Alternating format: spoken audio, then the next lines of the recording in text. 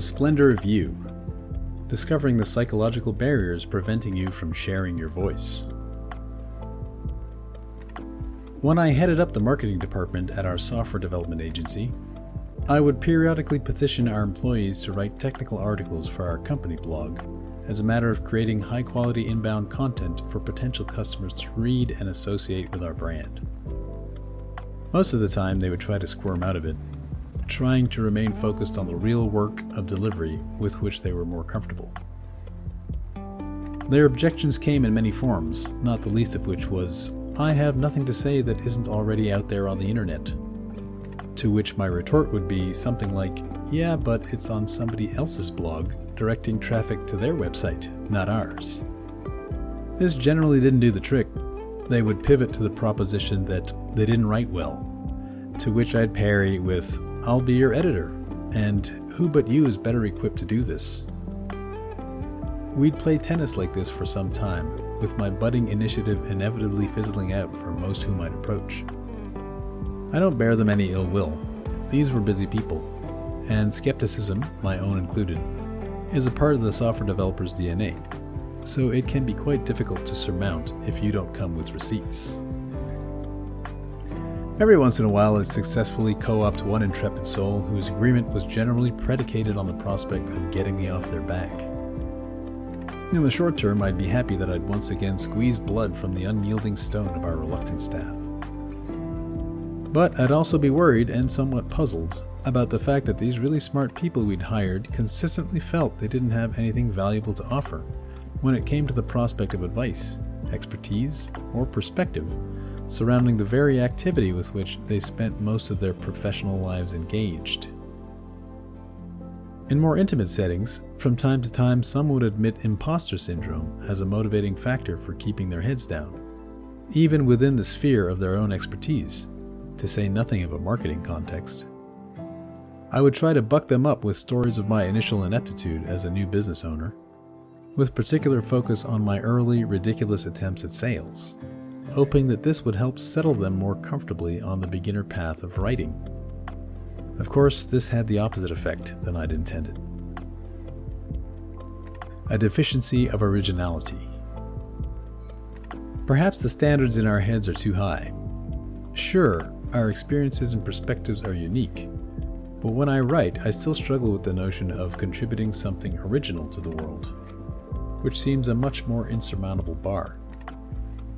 Whenever I learn something new from a thinker or inventor from the past, my exasperated brain usually blurts out something like, "They came up with that 800 years ago?" My grade 12 high school science teacher once told the class that when Newton was your age, he'd invented calculus. I was happy that I'd located my pants that morning. The simple satisfaction of arriving at a punchy heading for one of my article's sections fades when I find thousands of others who have also used that exact phrase. Many years ago, I thought I had first conceived of a guitar with lights beneath the fretboard to help new players learn, until I first saw an advertisement for the Fretlight.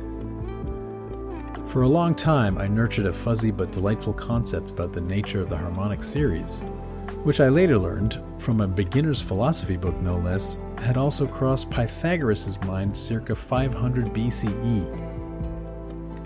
It can be disheartening. A quick Google search almost never fails to disabuse me of any nascent delusions of originality, dispatching me time and again to the dark laboratory of my bunny bunker. Our psyches struggle with this because our egos want more than anything else to blow your mind. Alongside this, we fear the public ridicule that will surely ensue when our ideas are inevitably shown to be less original, less grand, and more redundant than we could ever have anticipated. So we bide our time awaiting a day in the far-flung future when we'll unleash a sudden flash of brilliance upon the unsuspecting herd, who will regale us with loud greetings and parades celebrating our obvious genius. On the other hand, it doesn't take a genius to understand that every blogger on the internet isn't as prodigious as Sir Isaac Newton, yet they still provide value to their audiences. Further, there are a boatload of fellow travelers to whom your offering, original or otherwise, is a rainbow of illuminations, Anything you might propose is original to all who haven't heard it yet. Each new artist and appraiser breathes new life into an idea, adding their own flavor to the mix. Finally, people change over time, such that the same idea delivered to them a second time hits differently. Everything old is new again. There's value in whatever you have to offer, even if you're not the legendary godlike source. And the value of any perspective requires that it be heard. Blind to your own spark. At the celebratory dinner following the sale of our company, our agent joked that former owner-operators weren't eminently hireable and would eventually be forced to start other companies if they were to ever achieve gainful employment again. Though I was initially puzzled and amused by the comment, after a time I came to see what he meant. I did struggle with the notion of what specific skills I'd highlight to attract employers. I'd been involved in management of almost every aspect of our business over its 21-year history, including at various times heading up each of the sales, marketing, and HR departments. In addition, I also had legal and operational leadership and customer relationship ownership for all of my accounts, as did both of my co-founders for theirs. We even did all of the software development on our early client projects. Owner-operators understand that you have to be a jack of all trades, only delegating responsibilities to new hires when your eyes are bleeding from far too many late nights spent writing proposals and filing taxes. On a resume, this looks like the chaotic sea spray from the shifting stance of an untethered surfer playing in the waves. There's nothing there for an HR rep to get their fingers into, nothing to easily gain the specificity required to recognize that I might be a good fit for role X. Thinking about it even now, I'd have a hard time summarizing my specific value to a hiring manager without first wading through an unwieldy assortment of long-ass storytelling that likely wouldn't fit into the interview format. Sometimes I wonder to myself if I really have any remaining commercial value at all.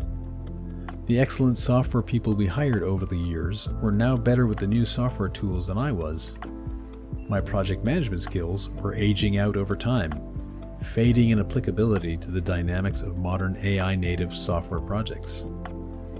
I could solve people problems decisively enough, but here my HR manager was much more deft than me at projecting empathy. I was probably the most capable branding and marketing person at the company, but not nearly as proficient as any intermediate specialist you'd find out in the wild. But on numerous occasions subsequent to that dinner, and because my brain was passively on the hunt for the answer, it slowly revealed itself. My value was hiding in plain sight within my perspective, the battle-hardened network of muddy trenches scattered throughout my experience. It gave me the judgment and confidence needed to handle all manner of problems within the realm of a mid-sized software development agency and beyond. Leaders spend most of their time dealing with the problems that no one else wants to.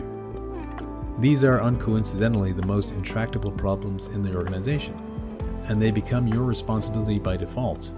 Delegation isn't an option. I wasn't always successful in dealing with them, but they continuously forced me onto a trajectory littered with optimization, risk, discomfort, and creative problem solving. With this discovery, I re-examined the fuzzy fragments of advice I'd given to staff over the years, and how it was that I came by them in the first place. What now seemed obvious to me was sometimes a revelation to a protege. I had forgotten the path connecting the dots between my experience and my knowledge. The origins of my perspective had all blended hazily into the background. This might be why we aren't good judgments of what we have to offer the world. We notice step changes in our growth, that distinctive clank of the hammer blow as we are forged in the fire. But over time we become relatively blind to the unyielding sharpness of our long-tempered blades. The accidental value of being yourself. There are innumerable channels, blogs, and communities on the internet, each started by an individual who felt that they might have something to offer. Each has an audience, some are small and others are gigantic. Each is a proof of a kind for the creator that audiences value them. If you had an online channel, how would you find your audience, and how would you serve them? The 1,000 True Fans concept, introduced by Wired magazine co-founder Kevin Kelly in 2008, posits that a creator, artist, musician, writer, or entrepreneur only needs 1,000 dedicated true fans to make a sustainable living. This theory argues that building deep, direct relationships with a small, loyal audience is more achievable and financially viable than chasing mass-market fame. Internet technologies make it more possible than ever before to build an audience around a brand or topic, and there are very likely at least 1,000 people in the world who'd value any particular thing you might propose, no matter the niche. I hear your inner critic saying, "But I don't have a niche or skill worth sharing." But stay with me.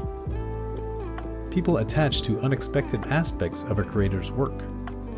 In one of his signature, sparse, off-the-cuff video voiceovers, Blacktail studio maker Cam Anderson admitted to his audience that he knows that many people don't come to his channel to learn how to do woodworking, but instead just want to relax at the end of the day and watch something satisfying and calming.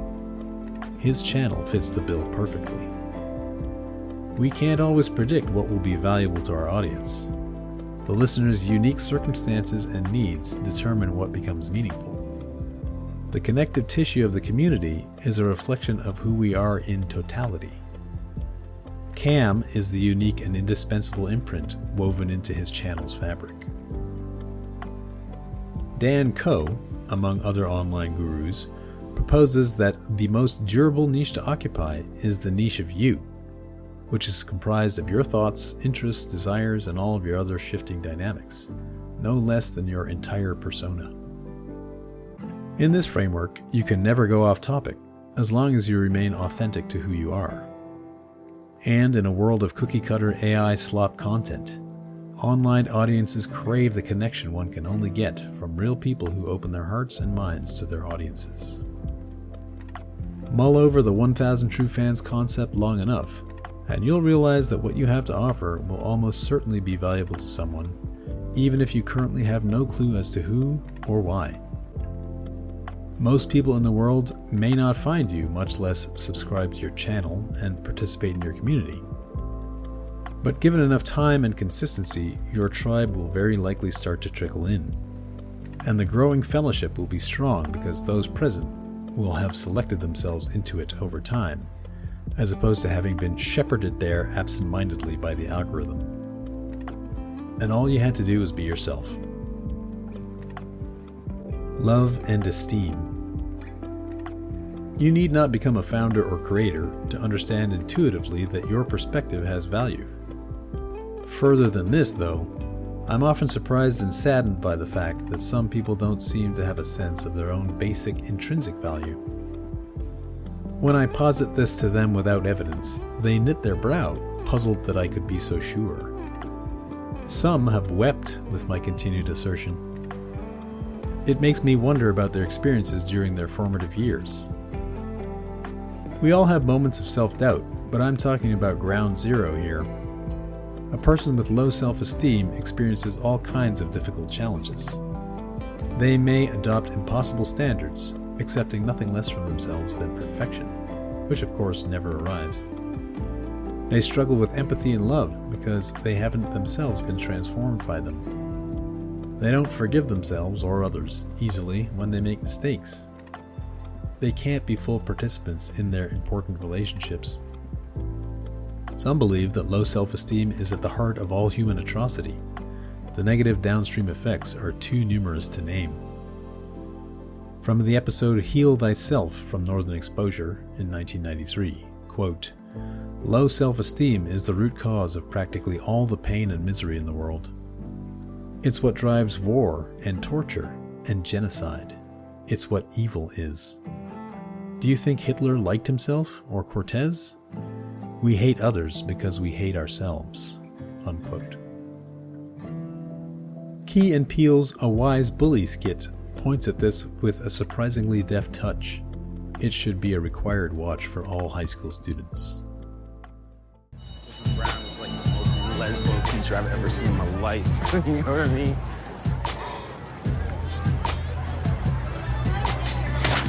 Why you reading, bitch? Because I like to read, and this is a really good book. You're a really good bitch, bitch. Why you gotta bother me, man? Because I'm not doing very well at school. I'm reading at a 3rd grade level. I really don't want to get left back. So when I see somebody reading for fun, it makes me feel that much more stupid. And then I get mad. I didn't know that. Thanks so much for opening up to me. Shut up, queer. I don't understand. Why you gotta go there? I've been having sexual fantasies about some of the other guys at school. What? Give me that. I'm afraid of these feelings and what they might mean. It's like because I hate myself so much, I gotta point that hate outward towards you. Okay. You understand this on such a deep level that you... I don't understand. Now I'm gonna punish you physically for acknowledging my emotional problems. Wait. I was gonna say, if you understand yourself so well, then maybe you should try working on changing it. Of course I want to change it. But it's the only defense mechanism I have against deeper, more terrifying problems buried inside of me.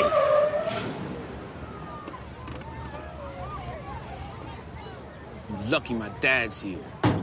Get the damn truck, son. I need to take you home and beat on you because I hate myself. And you look like your mother who left me. And I'm gonna block out the guilt I feel over mistreating you with the river of vodka. I'm gonna internalize that and unknowingly transfer it onto you tomorrow.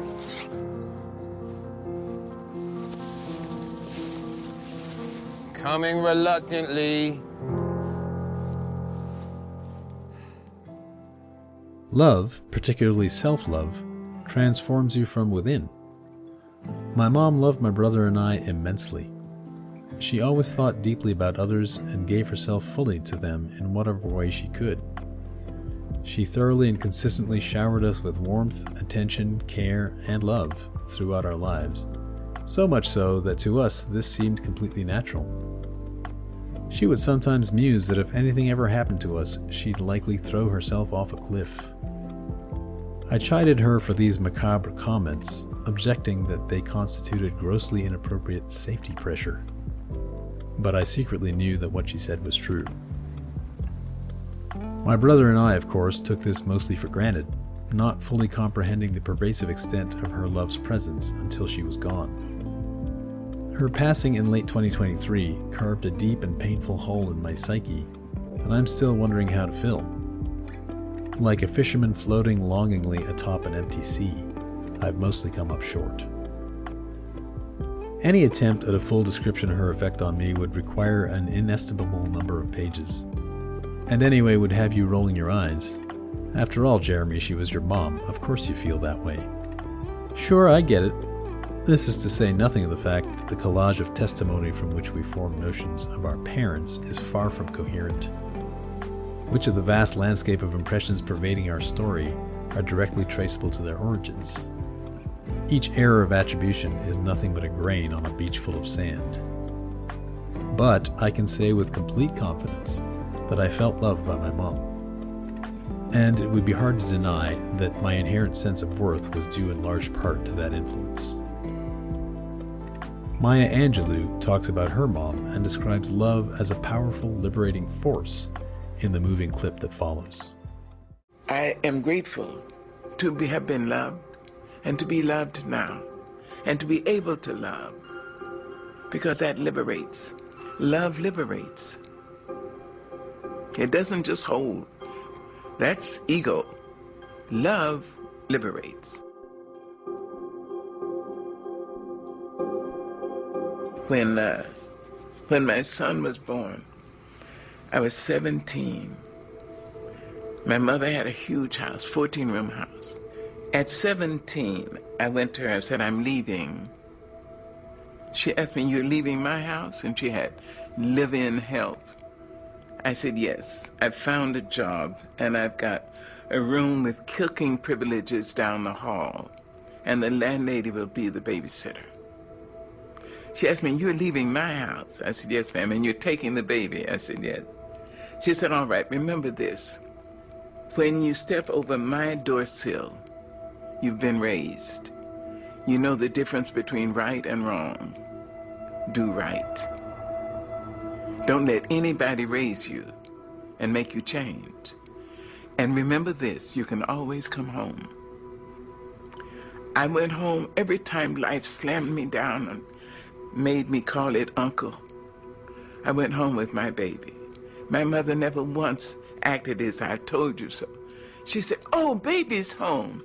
Oh, my darling, Mama's going to cook you something. Mother's going to make this for you. Love. She liberated me to life. She continued to do that. When my son may have been 5 years old, my mother would pick him up all the time and feed him. And I went to her once a month, and she would cook for me. So one day I went to her house, and she'd cooked red rice, which I loved. After we finished eating, we walked down the hill, and she started to cross the street. She said, wait a minute, baby. I was 22 years old. She said, wait a minute, baby. You know, I think you're the greatest woman I've ever met. She said, Mary McLeod Bethune, Eleanor Roosevelt, and my mother, you're in that category. Then she said, give me a kiss. I gave her a kiss, and I got onto the streetcar. I can remember the way the sun fell on the slats of the wooden seats.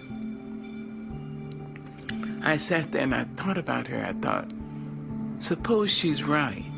She's intelligent. And she says she's too mean to lie. So suppose I am going to be somebody. She released me. She freed me to say I may have something in me that would be of value. Maybe not just to me. See? That's love.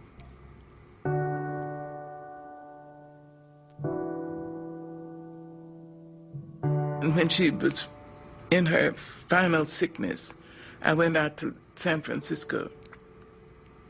And the doctor said she had three weeks to live. I asked her, would you come to North Carolina? She said yes. She had emphysema and lung cancer. I brought her to my home. She lived for 1.5 years. And when she was finally, in extremis,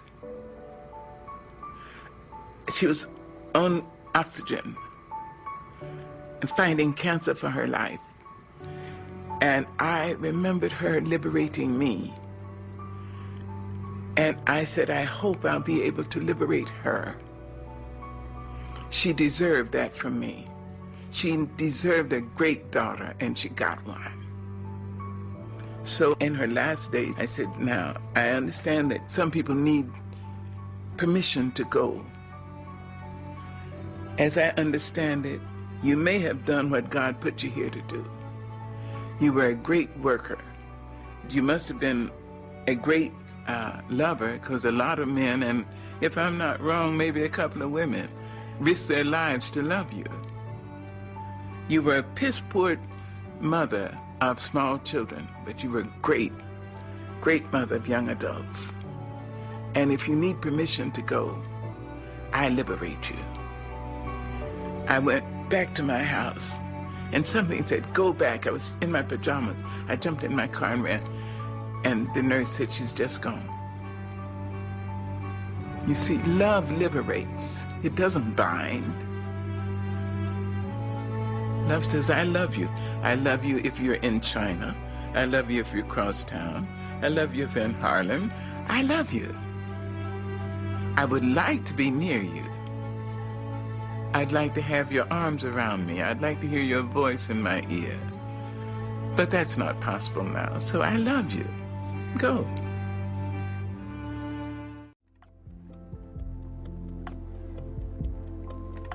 Finding Ground Zero.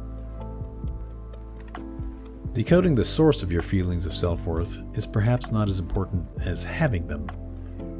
One might even argue that nothing has intrinsic value in the larger sense, and as such we can't really claim this value for ourselves, unremarkable smudges on the cosmic canvas that we are. But human beings are meaning makers. We strive to make sense of our own existence for whatever reason. The universal quandary of why am I here puts people on a never-ending quest to locate that answer, whether or not one exists. We are constantly interviewing candidates and proposing them to ourselves to see if they enliven us. It doesn't matter if this is a bug or a feature. It's what we do. A person with a purpose has value by definition, at least for that purpose. So whether you concoct or realize a good purpose, participating in one makes you inherently valuable and good. So how do we learn to value ourselves? Our individual biology and set of experiences makes us unique, but this alone isn't sufficient to prove our inherent worth. In the preceding sections, I've tried to decode some of the reasons for our reluctance to value ourselves, and perhaps uncover and loosen up some of the crusty negative self-talk I've heard and participated in over the years, but of course this is only a starting point. Each voice is an integral part of the human story. My proposition is that inherent worth isn't earned or achieved. It's just part of being human. On top of this, your experiences generate a valuable, necessary perspective. Arriving at the point where you believe you have nothing of value to offer means that the world can never receive your contribution. While we may worry interminably that we may not be good enough, few of us struggle to know what better than yesterday looks like. Striving in this direction means there is some chance that we'll eventually end up at good by daily induction. We need a jumping-off point from which we can begin a productive journey. In the United States Declaration of Independence, Jefferson famously declared a number of self-evident truths, which at the time were by no means self-evident. Quote, "We hold these truths to be self-evident, that all men are created equal, that they are endowed by their Creator with certain unalienable rights, that among these are life, liberty, and the pursuit of happiness." Unquote. The proclaimed equality of men and newly certified inalienable rights were of course aspirational. Just ask the slaves. They were meant to act as the Constitution's bedrock, a set of good and valuable guiding principles upon which a new nation would be built. Surely it's better that these truths were declared prematurely than if they hadn't been at all. We can locate our self-worth by accident just by being loved when we're young. We can find it later by simple recognition of our equal standing at birth with other humans in the world. Or we can discover it by internalizing a good purpose. My guess is that we have nothing to lose by adopting the proposition of our intrinsic value as axiomatic, even if we don't fully feel it yet. Another expression of the fake it till you make it context we humans seem to continuously inhabit. From that vantage point, I believe we'll be in a better position to experiment with positive purpose, emboldened by our new Constitution.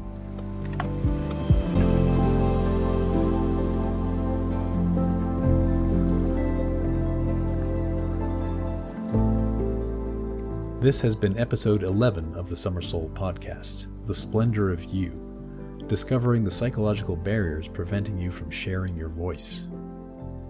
Thanks for listening and, as always, for supporting our work on the channel.